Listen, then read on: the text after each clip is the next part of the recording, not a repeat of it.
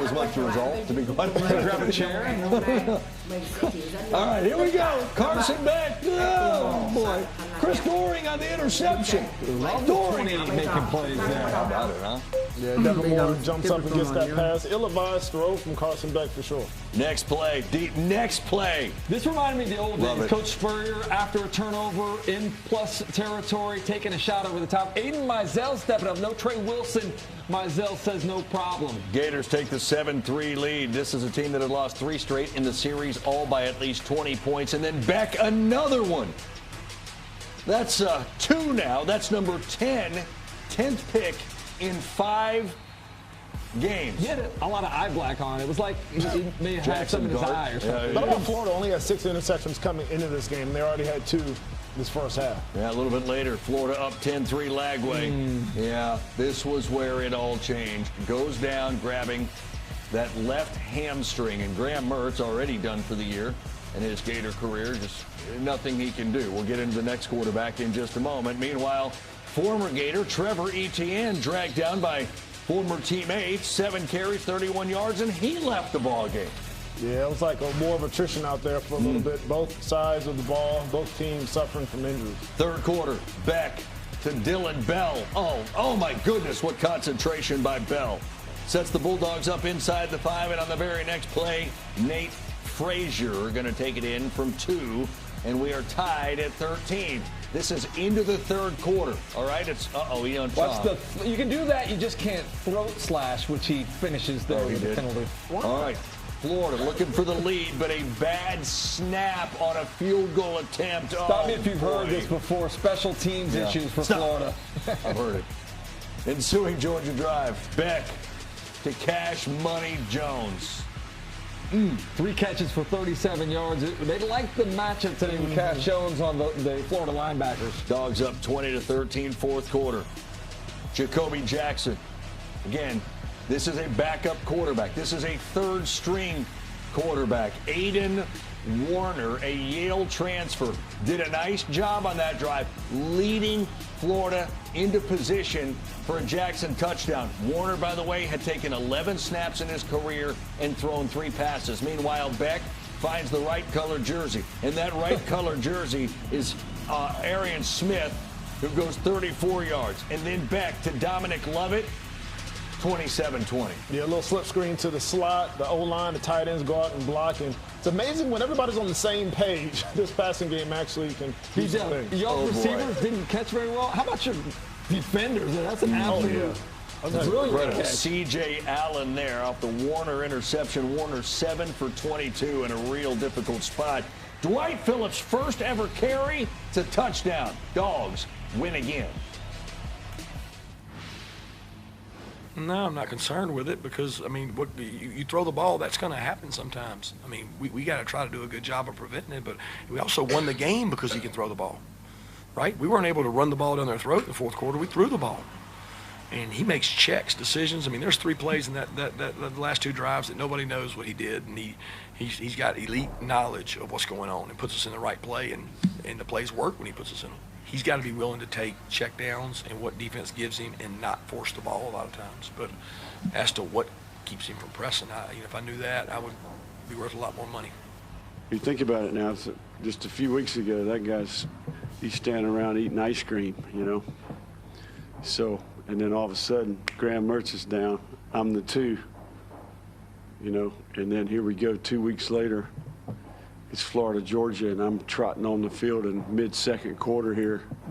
And I have a locker room of players that, I have a responsibility to. So, hats off to Aiden in terms of how he handled that today. The celebration was all Georgia's for the 4th time in a row and the 7th time in the last 8 seasons. But Beck certainly... It's got to be bothersome, right? We're talking 11 interceptions in the last 5 games with his 3. I'll tell you what's not bothersome. Seeing these celebrations is never bothersome. It's bothersome to me. Whenever you beat Florida, it is a fantastic day. Now, put the analyst Look at hat on, this. and yes, it is bothersome to see so many interceptions. Great to see the smiling faces, but the interceptions at some point are going to catch up with you. You mentioned the 11 interceptions in the last 5 games. Well, 7 of those have been in the first half of games. And so when you look at Carson Beck's body of work, very talented player. We all rank him pretty high when it comes to quarterbacks, but he's got to make better decisions. Can't throw the football in the team meetings of the other team.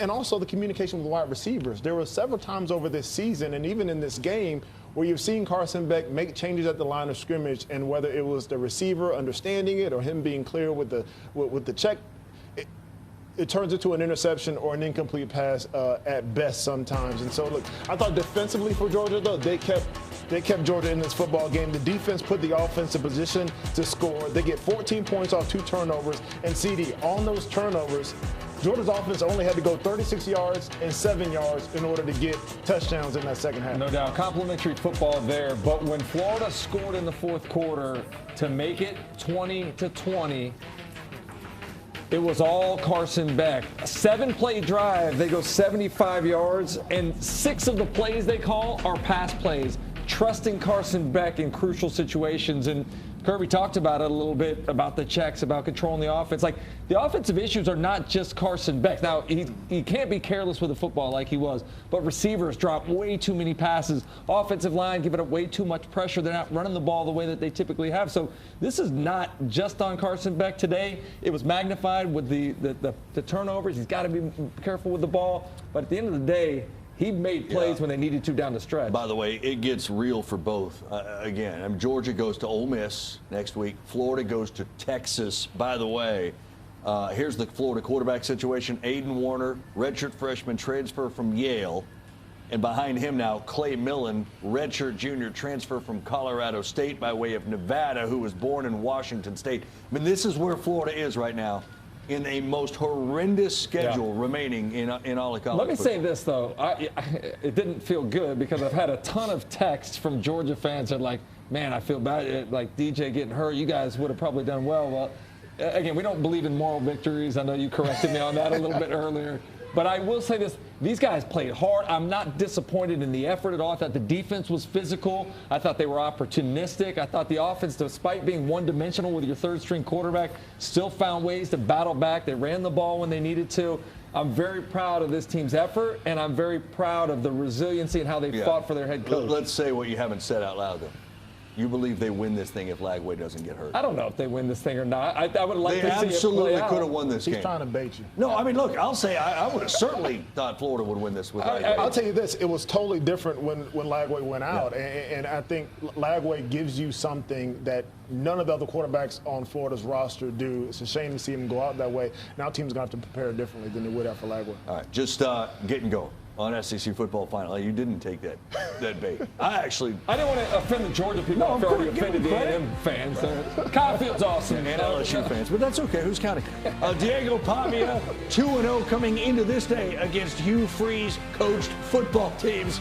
Wait till you see how he made it 3-0 and a record-setting performance. Multiple ones for Hottie Toddy in the land of the Woo Pig. It's fine. SEC Football Final is presented by Academy Sports and Outdoors, official sporting goods and outdoor retailer.